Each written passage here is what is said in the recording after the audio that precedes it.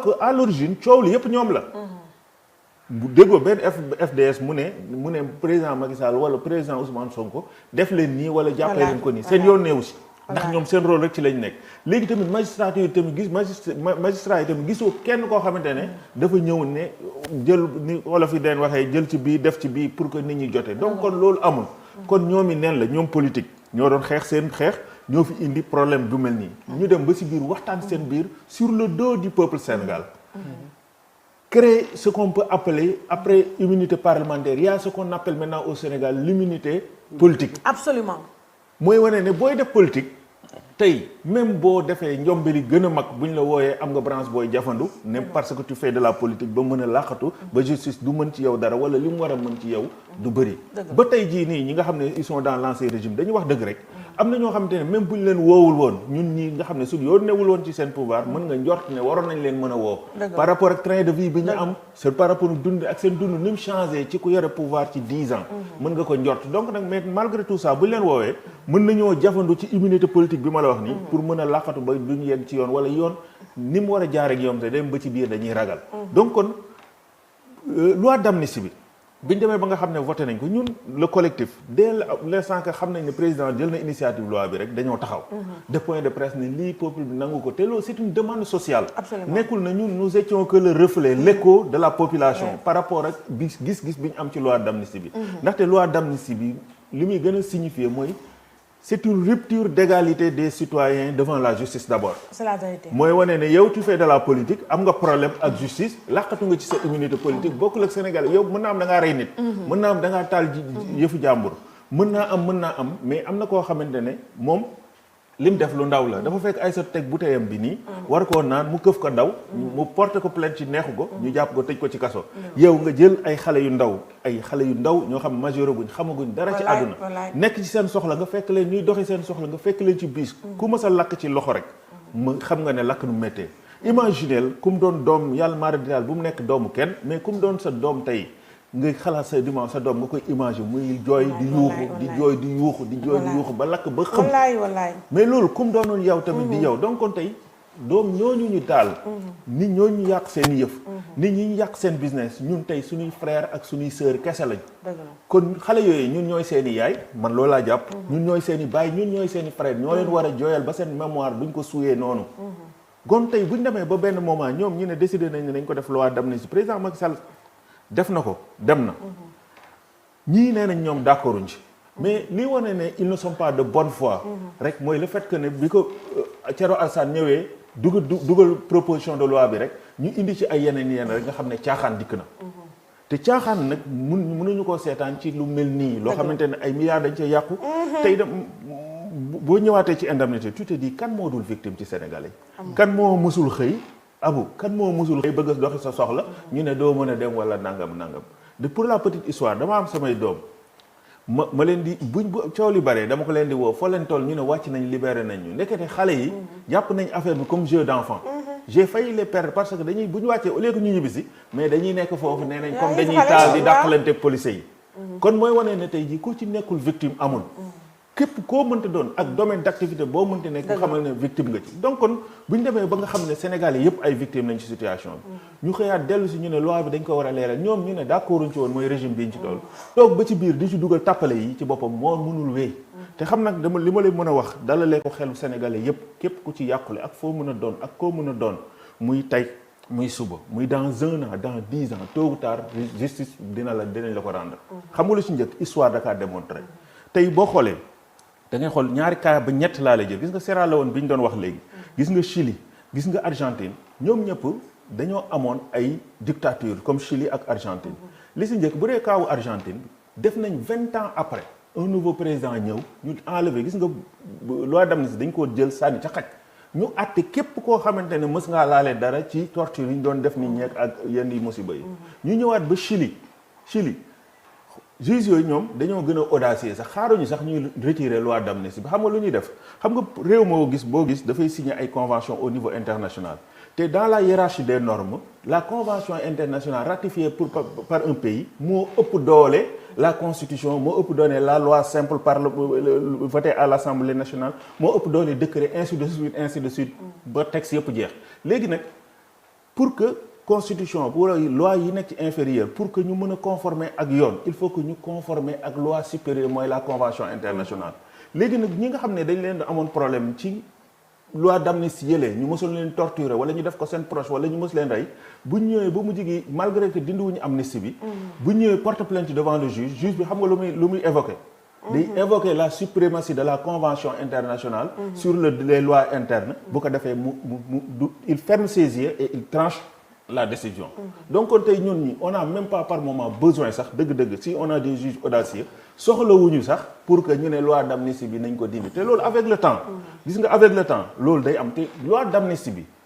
bu dee ne ni nga ko waxee mos dem wala mos xaw fee yàgg ci yëpp ci am aussi longtemps que durera le Sénégal loi d'amnistie bi dinañ am régime bu ko dindi et rendre justice à tout le monde te xam nga li ci bénéfice mooy ce régime là moo ëpp intérêt fuuf junni yoon pour que tout soit clair net limpide. Pourquoi? xam nga lu tax moo di ne koo xamante ne reer olof yi nee nañu reer julli ak julli reer dara musalu ci reer tôt ou tard reer dañ koy reer rek mooy wane ne aussi longtemps que ñoom tey jii nii tey xam nga nekk au pouvoir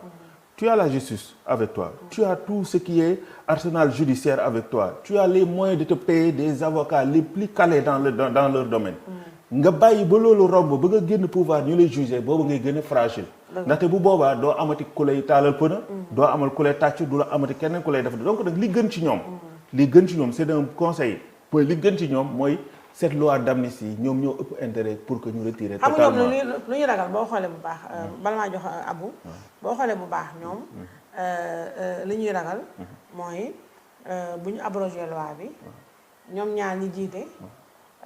ñu delluwaat prison xam nga pour ce qui concerne Diomaye il y a l'immunité présidentielle mais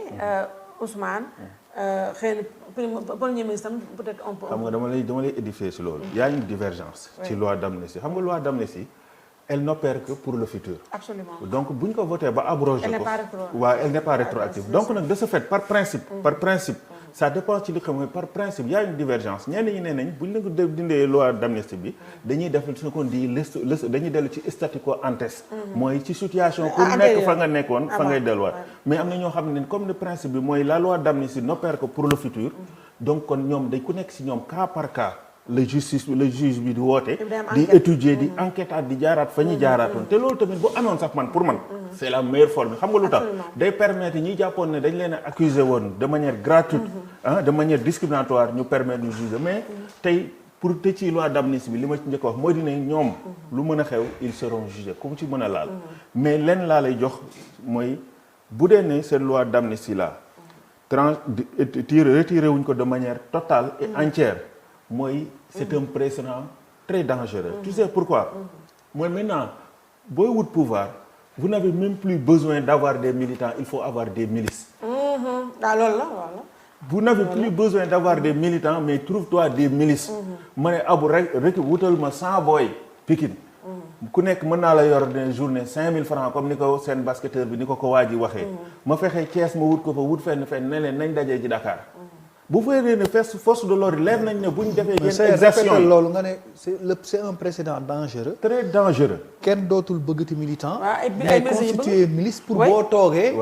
nga defal leen indemnité. xam nga boo nee leen loolu c'est très important. xam nga tey bu ñu gisee ne indemnité yi. bu ñu gisee ne indemnité boo xeexee ba yegg si balaa dara xew. waaye dina tibb ci kees gi jox la nga dem noosi ji en attendant les événements man ce que je considère comme de la corruption passive. parce que c'est une forme de corruption qui ne dit pas son nom. ndaxte booy yi bu ñu leen joxul dara ñu téye li booy c'est leur terme jox ma dara ma téye.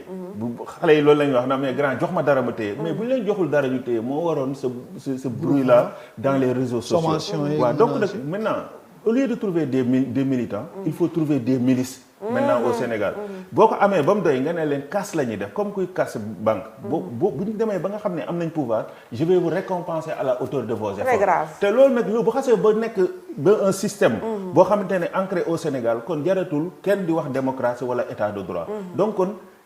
ñun ñëpp autant que nous sommes les Sénégalais autant que nous sommes nous avons intérêt à ce que cette loi d'amnistie là soit abrogée totalement entièrement le cas échéant nekkul de leneen lu dul une autre illégalité une autre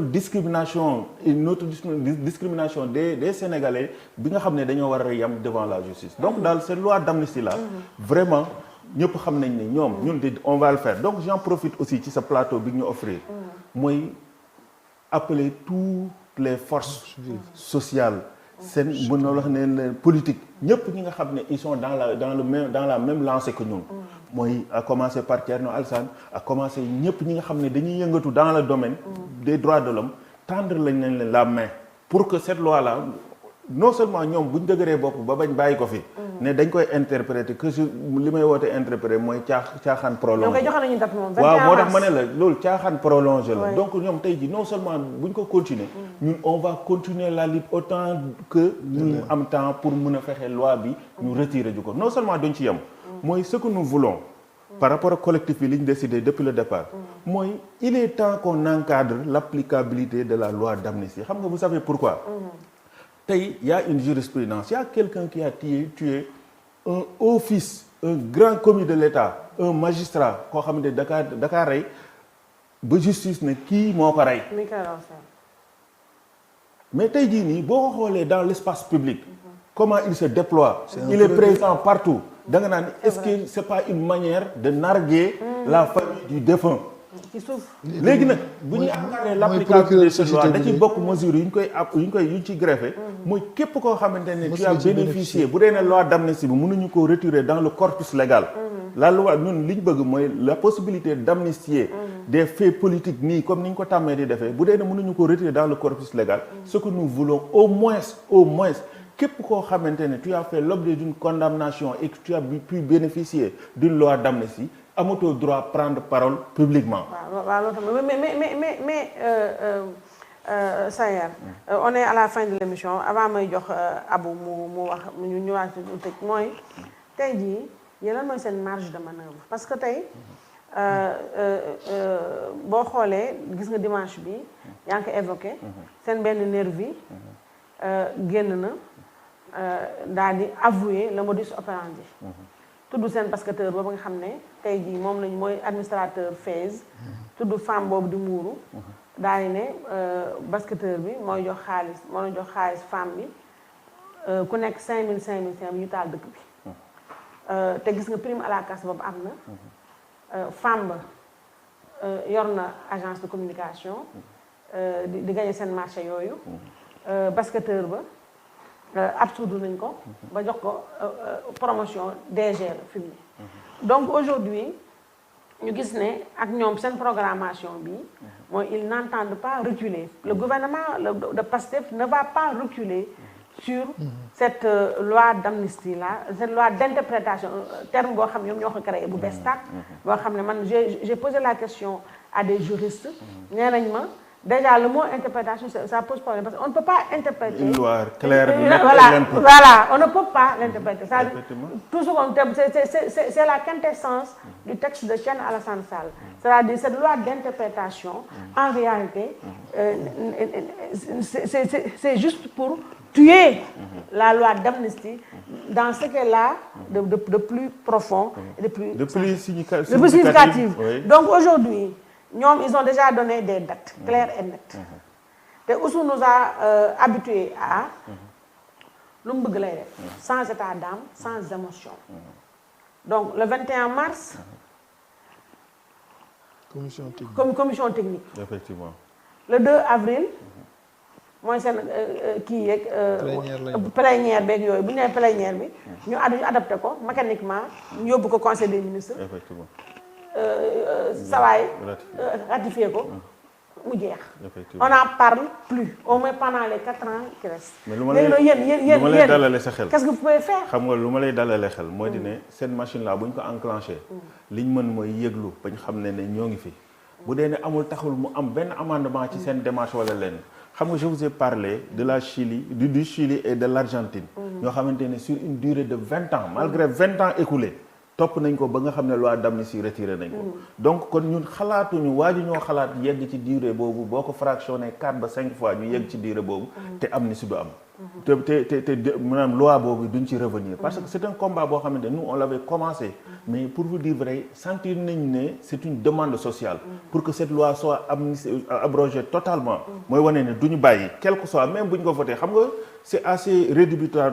le fait que ñu xëy rek ñu ne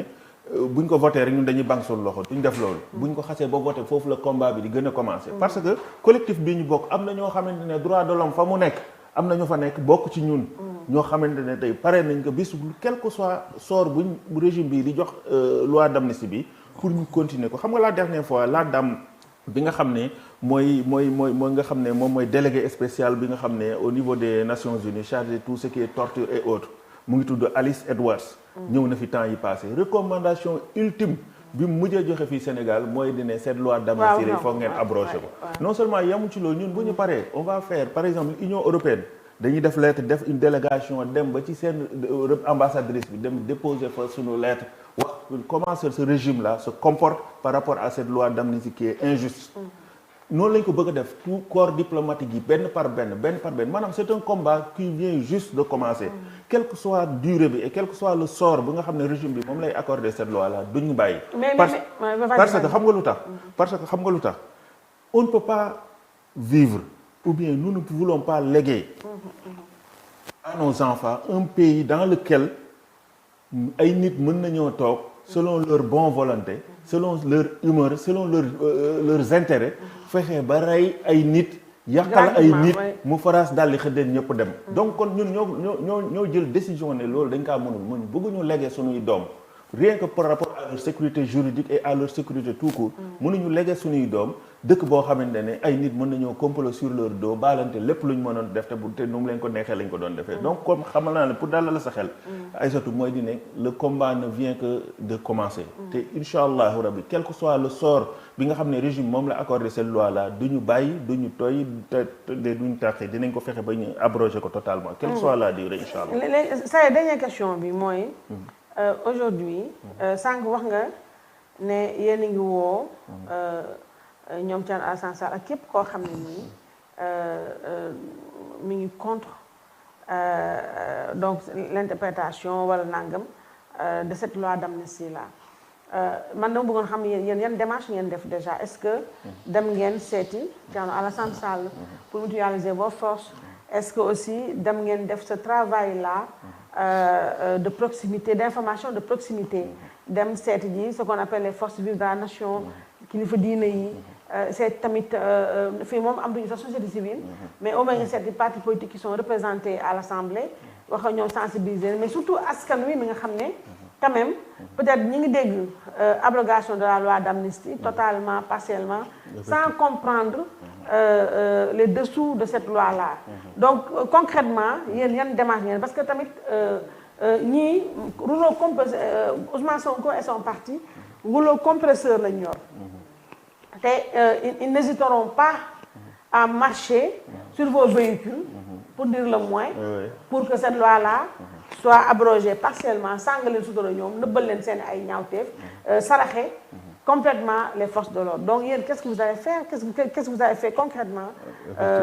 voilà xam nga naa ne Abou a pu suivre peut-être yow da nga déborder te proximité bi ñu am moo ko permettre il m'a vu faire pas mal de plateaux dans la sensibilisation et dans la communication ni mu koy defee tamit noonu la ñu am ay antenne Touba ak Thiès ñoo xamante ne chaque fois que sur les radios locales ak yooyu bu ko defee ñoom dañ fay dem pour véhiculer vulgariser l'esprit de l'abrogation totale ndax lu tax mu war a am ainsi de suite te je pense bien que ne population sénégalaise liñ dund depuis 2021 ba 2024 ouvrir une fenêtre à d'autres la possibilité à d'autres personnes de pouvoir le faire ëllëg te koo ko wax ne ko ne boo ko combattre pour que loi d'amnistie bi ñu abrogé ko totalement dinañ ko mën a comprendre ndax liñ dund entre 2021 ak 2024 mënul def donc nag li ciy dem mooy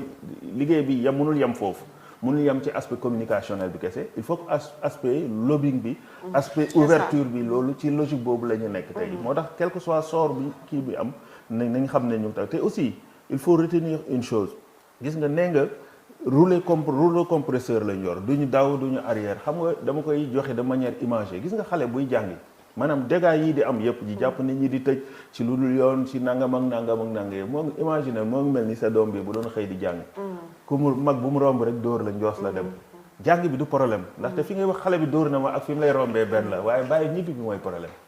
buy ñibbi si ba xale yi di ko xaar benn par mag ñi bar benn li ma la wax nii dama bëgg nga xalaat bu baax li ma ci bëgg a wax moo di ne lii yëpp yomb na mais pouvoir boo téyee li sëñ Touba waxoon Samba Lawbe mooy pouvoir boo gis ci loxo la jógee yàlla ci loxo la ko jëlee teg ko sa bos. te tôt ou tard dina toxoo sa loxo dem si beneen. quelle que soit la durée dina mës a am. donc nag ñun toqi wuñ ci. tàyyi wuñu si. lu mu laaj dinañ ko def pour que cette abrogation soit totale parce que dañ dul nangu bàyyi sunu homme de sécurité yi nos forces de défense et de sécurité exposer leen à un tel niveau boo xamante ne bu ñu leen exposer ñun dañuy exposer suñu bopp. ndaxte ëllëg ñun suñu sécurité notre sécurité est menacée. ndaxte ëllëg bu ñu demee ba benn moment bu nga xam ne policiers yi bu ñuy wala les forces de défense et de sécurité bu ñu assurer suñu sécurité dañ ciy demee avec des pincettes. parce que ëllëg mën nañu xalaat ne ils peuvent faire l'objet de poursuite. donc kon bu boobaa ñun ñoom duñu am problème mais ñun ñooy am problème ñun suñu sécurité. donc nag li ñu wax ne mooy ils ont notre soutien. quel que soit l'issue accordée à cette loi ils ont notre soutien te duñ ko leen seetaan. parce que ñun biñ tëddee suñ kër yi di nelaw ñoom ñoo taxaw ci naaj yi. kon boog ñun tamit c'est à notre tour de descendre sur le terrain de leur préserver leur dignité de préserver leur honneur. Absolument, absolument. Merci beaucoup Sayer. On te remercie énormément d'être passé et puis ce message était important et méritait d'être audible et donc entendu. Abdou ñu terminer ak yow. Non, je m'appuie sur son message pour aussi lancer mon message à l'endroit de tous les citoyens et toutes les forces vives de la nation. Parce que l'heure est grave. Moi, je parle même pas des 46%, mais les 54% qui avaient voté contre Macky Sall